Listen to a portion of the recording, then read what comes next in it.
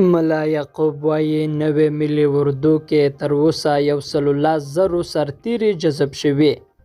د افغانستان اسلامي امارت دفاع وزارت سرپرست وزیر ملا محمد یعقوب مجاهد ویلي چې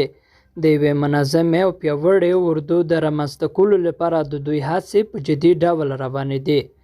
نوموړي په خپله تازه مرکه کې ویلي چې په نوې ملي اردو کې تر اوسه پورې 110,000 سرتیري جذب شوي دي. نوموړي څرګنده کړې ده چې دوی د هیواد د ارضي تمامیت د ساتلو لپاره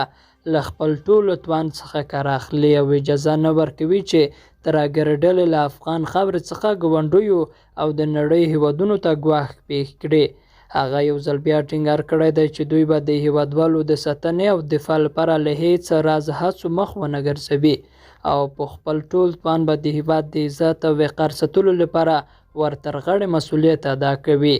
نوموړی دا څرګندونې پر داسې مهال کوي چې په دې وروستیو کې ایران ویلي چې له ترهګرۍ سره د مبارزې په برخه کې له افغان حکومت سره هر ډول همکارۍ ته چمتو دي، خو اسلامي امارت یې په غبرګون کې ویلي چې دوی د ترهګرو د ځپلو لپاره پوره ځواک او امکانات لري.